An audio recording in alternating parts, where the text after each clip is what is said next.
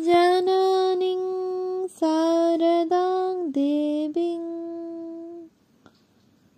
रामकृष्णं जगद्गुरुं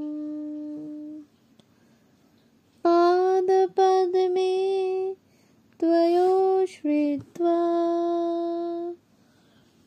प्रणमामि মুহুর্মুহু। পূজনীয় স্বামী গম্ভীরানন্দজি মহারাজের রচনা শ্রীমা সারদা দেবী গ্রন্থ থেকে পাঠ, পৃষ্ঠা সংখ্যা 116। স্বামীর ভিটা। শ্রীমা কলকাতায় আগমনান্তর পক্ষকাল বলরাম গৃহে থাকিয়া কামারপুকুর চলিলেন। যাত্রার পূর্বে দক্ষিণেশ্বরে গিয়া সমস্ত দেবদেবীকে প্রণাম করিলেন এবং শ্রী রামকৃষ্ণের স্মৃতিচিহ্নগুলিকে আর একবার প্রাণ ভরিয়া দেখিয়া লইলেন। স্বামী যোগানন্দ, গোলাপমা প্রভৃতি শ্রী মাকে কামারপুকুর পর্যন্ত পৌঁছাইয়া দিবার জন্য সঙ্গে যাইলেন। তাহারা সেবারে বর্ধমানের পথে গিয়াছিলেন। হাতে যথেষ্ট পাথেয় ছিল না, তাই বর্ধমান পর্যন্ত রেলে যাইয়া সকলকেই উচালন পর্যন্ত প্রায় 8 ক্রোশ পথ পদব্রজে যাইতে হইয়াছিল। ইহাতে শ্রীমা খুব ক্লান্ত হইয়া পড়েন। উচালনে গোলাপমা কোনো প্রকারে একটু খিচুড়ি রাঁধিয়া দিলে ক্ষুধিতা শ্রীমা তাহা খাইয়া বারবার বলিয়াছিলেন, ও গোলাপ, তুমি কি অমৃতি রেঁধেছ। কামারপুকুরে দিন কয়েক থাকিয়া স্বামী যোগানন্দজি প্রভৃতি সকলেই অন্যত্র চলিয়া গেলেন। অতঃপর শ্রী মায়ের অতি দুঃখময় কামারপুকুর জীবন আরম্ভ হইল। ইহার অধিকাংশ সময়ই তিনি একাকী ছিলেন। 2-4 জন পূর্ব পরিচিত গ্রামবাসী ছাড়া তাহার দুঃখের সংবাদ লইবার বা সহানুভূতি করিবার কেহ ছিল না। শ্রী রামকৃষ্ণ যখন কাশীপুরে ছিলেন, তখন দক্ষিণেশ্বরের কাজের অবসরে ভ্রাতুষ্পুত্র রামলাল একদিন সেখানে আসিলে তিনি তাহাকে বলিলেন, তুই ভবতারিণীর সেবা করবি, তাহলে তোর অভাব থাকবে না। আবার শ্রী মায়ের দিকে মুখ ফিরাইয়া কহিলেন, তুমি কামারপুকুরে থেকো আর লক্ষ্মীর দিকে একটু নজর রেখো। ওকে খেতে দিতে হবে না, তবে সে যেন বাড়ি থেকে কোথাও না যায়। আমাকে ভক্তেরা যেমন ভক্তি করছে, তোমাকেও তেমনি ভক্তি করবে। পরে পুনর্বার রামলাল দাদাকে বলিলেন, দেখ তোর খুড়ি যেন কামারপুকুরে থাকে। রামলাল দাদা উত্তর দিলেন, ওর যেখানে ইচ্ছা হবে সেখানে থাকবেন। ইহার তাৎপর্য বুঝিতে ঠাকুরের বিলম্ব হইল না, তাই তিনি ভৎসনা করিয়া কহিলেন, সে কি রে, তুই পুরুষ মানুষ হয়েছিস কি জন্য? লক্ষ্মীদেবী বৃন্দাবনে মায়ের সঙ্গে ছিলেন, কিন্তু কামারপুকুরে যাইলেন না। তিনি সম্ভবত দক্ষিণেশ্বরে ভ্রাতাদের সহিত থাকাই শ্রেয় মনে করিলেন। শ্রীযুক্ত রামলাল শ্রী মায়ের গ্রাসাচ্ছাদনের কোনো দায়িত্ব তো গ্রহণ করেনি নাই, বরং এক বিষম বাধা সৃষ্টি করিয়া রাখিয়াছিলেন। রানী রাসমণির দৌহিত্র শ্রীযুক্ত ত্রৈলোক্যনাথ বিশ্বাস শ্রী মাকে মাসিক 5-7টি করিয়া টাকা দিতেন।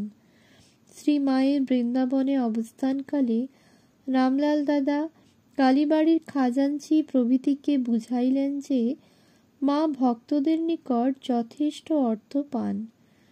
নিঃসন্তান বিধবার পক্ষে উহাই যথেষ্ট। সুতরাং কালীবাড়ির টাকা বন্ধ হইয়া গেল। ত্রৈলোক্য আমাকে 7টি করে টাকা দিত।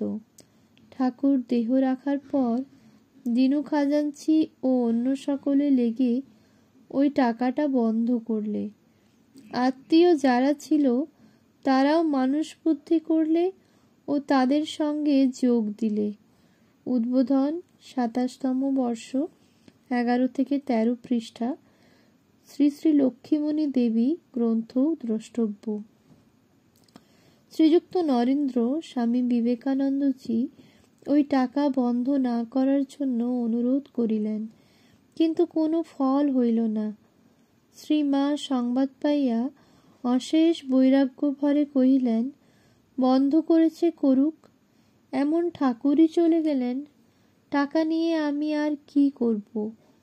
এদিকে ভক্তেরা স্থির করিয়াছিলেন যে গুরুপত্নীকে মাসিক 10 টাকা করিয়া দিবেন, কিন্তু কার্যত কিছুই হইল না। অতএব শ্রী মায়ের কামারপুকুরের জীবন শুধু নিঃসঙ্গ নহে, অতি নিঃসম্বল ছিল। শ্রী রামকৃষ্ণ একদা তাহাকে বলিয়াছিলেন, তুমি কামারপুকুরে থাকবে, শাক বুনবে, শাক ভাত খাবে আর হরিনাম করবে। ইহা আদেশ না হইলেও যুগাবতারের ইচ্ছা বা শ্রী মায়ের জীবন ধারণের একটা উপায় নির্দেশ। শ্রী মাকে যেন সেই বাক্য সফল করিবার জন্যই এককালে ঠিক ওইভাবে দিন কাটাইতে হইয়াছিল। এমন দিনও গিয়াছে যখন শুধু 2টি ভাত সিদ্ধ হইয়াছে, কিন্তু লবণ জোটে নাই। দীর্ঘকাল পরে বিভিন্ন সূত্রে এই সংবাদ প্রচারিত হইলে ভক্তগণ শ্রী মাকে কলকাতায় লইয়া আসিলেন, কিন্তু সে পরের কথা। আপাতত শ্রী মা অশেষ কষ্ট সহ্য করিয়াও ঠাকুরের ভিটায় পড়িয়া রহিলেন। নিজ দুঃখের কথা কাহাকেও এতটুকু জানাইলেন না, কারণ তখনও তাহার কানে ঠাকুরের শেষ আদেশ বাজিতেছিল, দেখো, কারো কাছে একটি পয়সার জন্যেও চিত হাত করো না, তোমার মোটা ভাত কাপড়ের অভাব হবে না। একটি পয়সার জন্যে যদি কারো কাছে হাত পাতো, তবে তার কাছে মাথাটি কেনা হয়ে থাকবে। বরং পর ভাতা ভালো, পর ঘোরও ভালো নয়। তোমাকে ভক্তেরা যে যেখানেই নিজের বাড়িতে আদর করে রাখুক না কেন, কামারপুকুরের নিজের ঘরখানি কখনো নষ্ট করো না। এখানে আমরা একবার তখনকার কামারপুকুরের দিকে একটু দৃষ্টি নিক্ষেপ করিব। তখন শ্রী রামকৃষ্ণের বাল্যলীলার কামারপুকুরের কিঞ্চিত পরিবর্তন হইলেও এবং ম্যালেরিয়ার বৃদ্ধিতে ও নগরের আকর্ষণে পল্লীবাসীর সংখ্যা ক্রমেই হ্রাস পাইতে থাকিলেও শ্রী মায়ের চক্ষে নিশ্চয়ই উহা নূতন ঠেকে নাই। তথাপি স্মরণ রাখিতে হইবে যে 1887 খ্রিস্টাব্দের শেষভাগের কামারপুকুর আর বর্তমানের 1953 কামারপুকুরের মধ্যে আকাশ পাতাল তফাৎ। তখন শ্রী শ্রী ঠাকুরের বাড়ির দক্ষিণে উহারই সহিত সংলগ্ন শুকলাল গোস্বামীদের পাকা বাড়ি ছিল। গ্রামবাসীদের নিকট উহা গোসাই মহল নামে পরিচিত ছিল। অনেকটা কাছারি বাড়ির মতো, চারিদিকে ইষ্টক নির্মিত প্রাচীর, মধ্যে একখানি পাকা কোঠা। বর্তমানে ঠাকুরের মন্দিরের দক্ষিণে যেখানে কুয়া হইয়াছে, উহার পার্শ্বের পশ্চিমের রাস্তার দিকে মহলের প্রবেশদ্বার ছিল। মহলের দক্ষিণে ক্ষুদ্র পুষ্করিণী এবং তাহার তীরে পাইন বংশীয়া জনৈকা সতীর স্মৃতিচিহ্ন ছিল।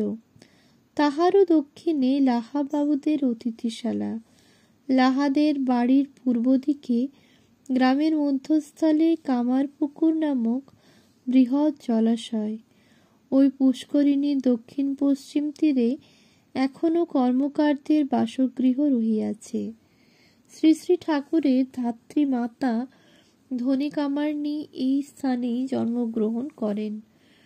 ঠাকুরদের বাড়ির উত্তরে সুবৃহৎ হালদার পুকুর তৎকালীন হালদার বংশের সমৃদ্ধির পরিচায়ক। বর্তমানে তাহারা গ্রাম ছাড়িয়া ছড়াইয়া পড়িয়াছেন। শুধু তাহাদের ভিটা, দেবালয় ও দেবসেবা তাহাদের স্মৃতি বহন করিতেছে। গ্রামের জমিদার লাহাবাবুদের দ্বিতল হর্ম তখনও বাসের অযোগ্য হয় নাই। ঠাকুরের বাড়ির নিকট বহু ময়রার বাস ছিল এবং বাড়ির উত্তর পূর্ব কোণ হইতে হাটতলা হইয়া বড় রাস্তার দুই দিকে বহু বিপণী সজ্জিত ছিল। বাড়ির উত্তর পশ্চিম কোণে রাস্তার পার্শ্বে ডোমপল্লী তখনও জনশূন্য হয় নাই।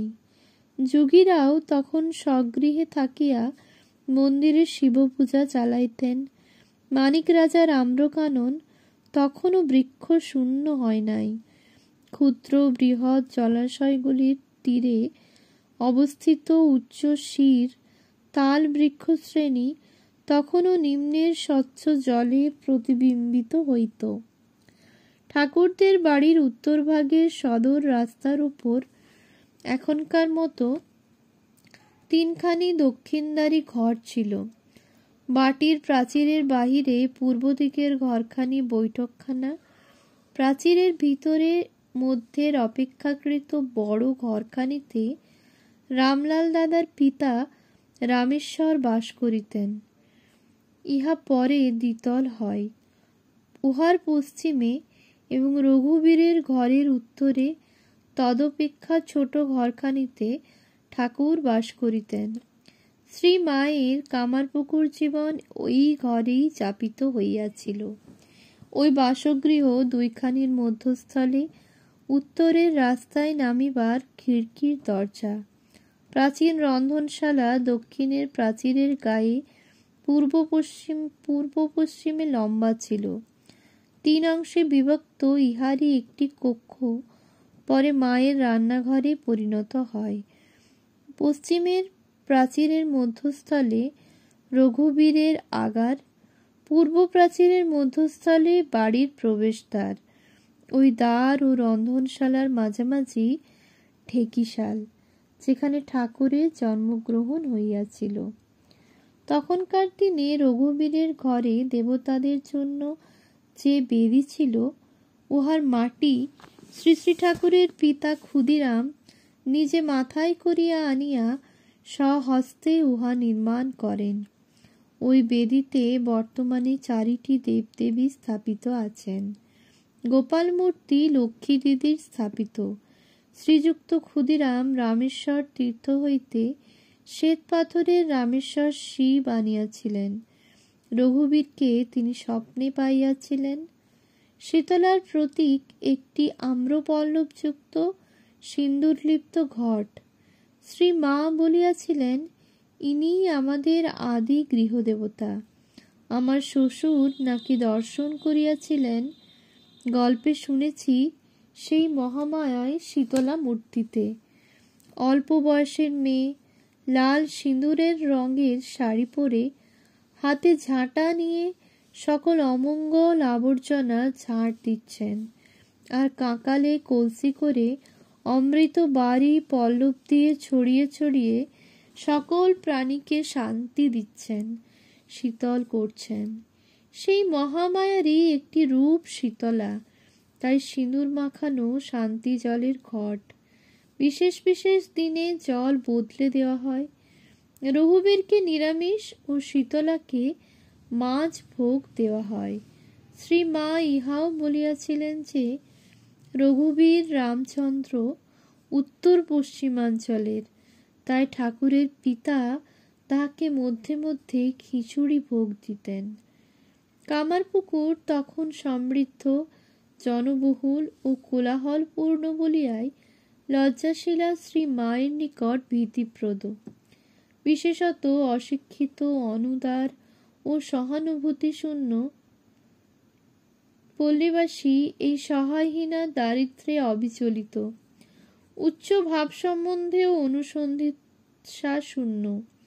এই অবস্থায় তাহার জীবনে বহু সমস্যা দেখা দিল। ঠাকুরের দেহত্যাগের পর তিনি কাশীপুরে হাতের বালা খুলিতে উদ্যত হইলে শ্রী শ্রী ঠাকুর দর্শন দিয়া নিবারণ করিয়াছিলেন।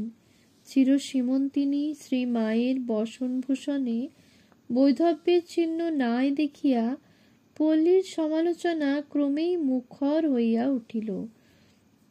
তাই তিনি হাতের বালা খুলিয়া ফেলিলেন। তাহার দ্বিতীয় সমস্যা হইল, এই গঙ্গাহীন দেশে বাস করিবেন কি করিয়া? তাহার চিরকালই মা গঙ্গার প্রতি আকর্ষণ ছিল। আমরা দেখিয়াছি যে তিনি পল্লীবাসিনীদের সহিত বারংবার গঙ্গা স্নানে যাইতেন, আর দীর্ঘ 13 বৎসর দক্ষিণেশ্বরে বাসকালের তো কথাই ছিল না। এইসব ভাবিয়া মাতা ঠাকুরানীর মন একটু চঞ্চল হইয়া উঠিল। এমনকি তিনি একবার গঙ্গা স্নানে যাইবার কথাও ভাবিতে লাগিলেন। এমন সময় একদিন দেখেন সম্মুখের রাস্তা দিয়া ঠাকুর আসিতেছেন, আর তাহার পশ্চাতে চলিয়াছেন শ্রীযুক্ত নরেন্দ্র, বাবুরাম, রাখাল প্রভৃতি ভক্তবৃন্দ।